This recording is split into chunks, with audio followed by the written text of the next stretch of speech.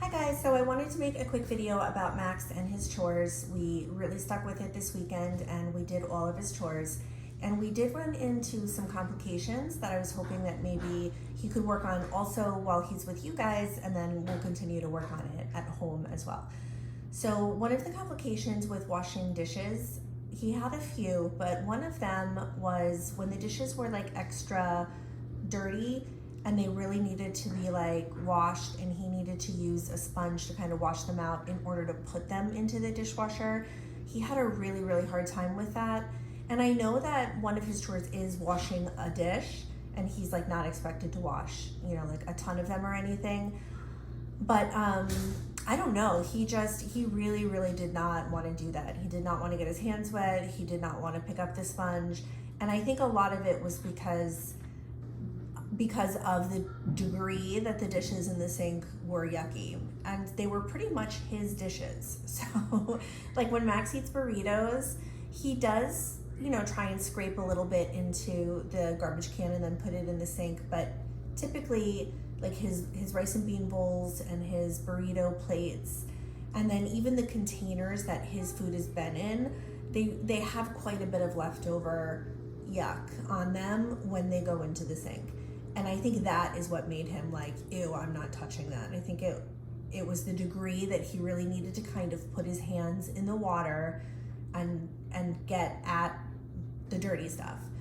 So I ordered him a pair of little kid dish gloves, and I'm hoping that helps. If not, I think it's just a sensory thing he's gonna have to acclimate and get himself used to, the same way we did with the haircuts. In which case, he might need to every day before he even does the dishes, just kind of spend some time letting his hands run under the faucet water and touch the sponge and squeeze the sponge. And I don't know, I mean, it definitely seemed sensory. He didn't want to do it.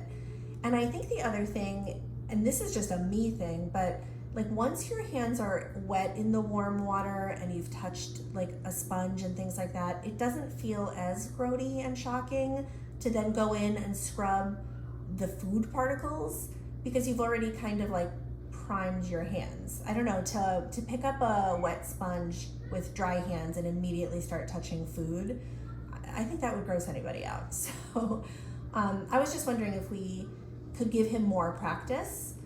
And because of that, I was gonna probably ask my older boys, not to do their responsibilities in the morning. I'll have them do them in the afternoon. So that's the other thing, because it is Jackson and Xavier's job in the morning to empty the dish. They empty the sink and load the dishwasher and they do all that stuff. I don't think Max has had an opportunity to really face a lot of kind of grody, dirty dishes. And I think he needs that opportunity so he can start to get used to it. And do that. So that kind of kills me, because before I leave for work, I love to have like everything like nice and tidy and clean. But I'm sure the older two boys are gonna love it because it does put a little bit more on Max, but I do think he needs to practice. So I'm gonna let him do that, and then if we could just really kind of help him through the process and also help him know. So sorry, and this is real quick, but like, once I told him, Max, you can't just put like all that caked on food and stuff into the dishwasher. You have to like wash it first. He went to fill it up, like, so there were plates and bowls and there was one big thing, but he just sat there while it filled with water. Like, he didn't take a sponge and swish it around. He didn't try and, move the bowl back and forth to get the dirty stuff out of it. There's my hands down. He didn't really try to, he just stood there as each thing filled with water. And that was a lot of water to run, and nothing got accomplished. Like, he just stood there. So then after I kind of saw what he did on his own, then of course I prompted him through it. It was like, Max, you have to use the sponge and wipe it off. And he really didn't want to. So yeah, so that was one issue. Something else was Max has a tendency to turn the water on, stick his hand in to test it, and then scream because it's too hot. And just for the record, I would never, like, knowing that the water was going to be hot, allow him to do that, because I was standing right there when he did everything. Max is definitely much more sensitive to hot and cold than I think, most other people. So there was one instance, the very first time we did the dishes, I turned the water on and put my hand under, which I realized after, I'm like, oh, I gotta let him do that. And I thought the water was fine, and then he stuck his hand under and he screamed like, oh my God, you burned me, that was so hot. And I was like, oh, you know, wow, okay, so he's really sensitive. So I showed him how to, you know, do temperature control and all of that. And then the next time I let him do everything on his own, and I thought he was gonna be fine. And again, he turned the water on and stuck his hand under and he screamed and covered his ears because it was too hot. I thought it was perfect, but for him, again, it was still too hot. So then the third time when he did the dishes, he did the same thing, but he screamed again. And that time, I don't even know why he screamed, because it should have been fine. Like, I don't even know how he could perceive that it was too hot. But anyway, my point is, that time he adjusted the water and then stuck his hand back in and everything was fine. So he knows how to adjust the water and he knows where it needs to be for it to be a temperature that he really likes. He's just not doing it first. So rather than turn it on and stick his hand under and scream and then adjust it, I want him to really practice, make sure it's so the way he likes it. I'll show you. I prefer when the water is a little, just tilted a little warmer, but he likes it like right in the middle. So when it's exactly there in the middle like that, that's a perfect temperature for him. So he just needs to practice getting it there first, turning it on, waiting a few seconds, and then sticking his hand under so he doesn't scream. Again, he might do all of this like perfectly with you guys, but maybe him doing it with someone new threw him off. I don't know. Okay, so that was one thing. Something else, okay, down here, when we put away the dishes, Max has a tendency, and he is not alone. My older two kids do the exact same thing, and it drives me crazy when my older sons do it. But he puts the dishes away. He puts them where they go. So like he'll put plastic things here, and so like he'll put things where they go, but he's really just kind of shoving it in. So like for this, for example, right? Oh, this was, hold on. This is not him. So like for here, there was more space before, right? So this all wasn't here, but there were little things and there were the big things. Rather than taking the little things out, putting the big container in and then putting the little things back, he just shoved the big container on top of the little containers. And again, like I know that's like nitpicky and you're thinking, oh my God, Erica, give me a break. But you can see when all the dishes are clean and put away, like it has to kind of be this way or it's not gonna fit. And when you start just sliding things in where they don't belong, it just gets jumbled, and then this doesn't like turn properly and things fall over and it just becomes a hot mess. So I really tried to focus with him on, Max, you have to fit things where they belong. So there was that, and then like this, I don't even think this was him. This was probably my older boys, right? But like stuff like this cracks me up. But like what I want Max to do is, Max, look, this is a square. Let's see if we can find another square to put that in. Ah, there's squares here, but rather than Max sliding this on top, I want him to take this stuff out and kind of fit it together and put it in. And again, that's just so that everything fits. And I know that's a lot harder. I don't know. So, but that is something I want him to work on. Hopefully you guys are okay with that. And I don't know, you know, to be honest, maybe Max is doing that with you and he was just kind of trying to rush through it with me, because I do feel like this thing looks great 90% of the time. And when it isn't looking good, I've always just assumed it was my older two doing that. Oops, hold on. Sorry guys, give me 1 second. Just 1 second.